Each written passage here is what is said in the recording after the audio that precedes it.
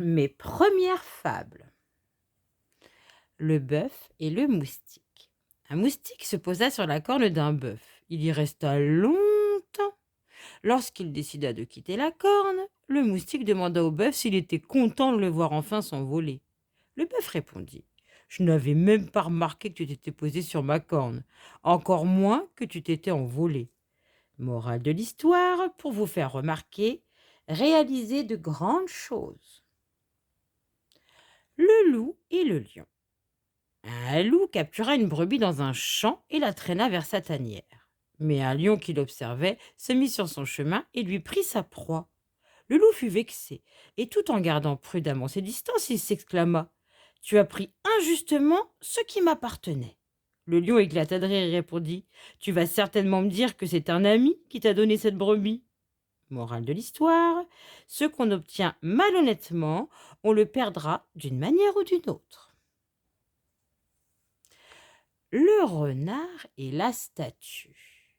Un renard marchait dans la forêt lorsqu'il se trouva face à une statue représentant une très belle femme. Après avoir bien regardé la statue, le renard dit: Ta tête est très belle, mais tu ne peux pas penser. Morale de l'histoire: rappelez-vous que la beauté signifie bien plus si nous cultivons aussi nos valeurs et nos connaissances.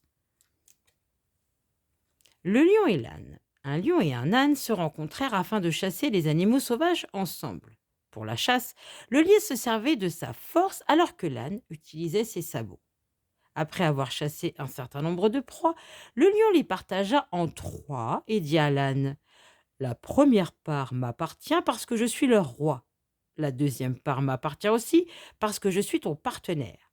Et quant à la troisième part, tu ferais mieux de déguerpir si tu ne veux pas finir comme ses proies. Morale de l'histoire: pour éviter les marchés déloyaux, ne convenez de rien avec quelqu'un qui se vante de sa force. Le lion et le taureau. Un lion avait l'intention de capturer un taureau très gras. Il décida d'agir par ruse. Il raconta au taureau qu'il avait sacrifié une brebis et l'invita à la partager avec lui. Son plan consistait à attaquer le taureau lorsque ce dernier serait assis à table pour le repas. Le taureau rendit visite au lion, mais ne vit que de très grands pots et des casseroles vides. Il repartit alors sans dire un mot. Le lion se plaignit du départ du taureau alors qu'il ne lui avait rien fait de mal. Il y avait une bonne raison pour que je parte, répondit le taureau. Tous tes préparatifs n'étaient pas pour le corps d'une petite brebis, mais pour celui d'un grand taureau. Morale de l'histoire: observez attentivement ce qui vous entoure, ainsi vous serez mieux préparé contre les dangers. Le corbeau et le serpent. Un corbeau avait très peu à manger. Il survola un champ lorsqu'il vit un serpent qui dormait au soleil.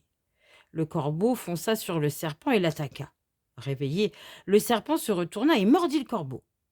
Le corbeau, mourant sous la morsure du serpent, dit: Pauvre de moi, j'ai trouvé un trésor, mais il m'en a coûté la vie. Morale de l'histoire: observez attentivement ce qui vous entoure, ainsi vous serez capable de vous protéger contre les dangers. J'espère que ce petit livre vous aura plu. N'hésitez pas à liker, à partager, à laisser des petits commentaires. Je vous dis à très très bientôt.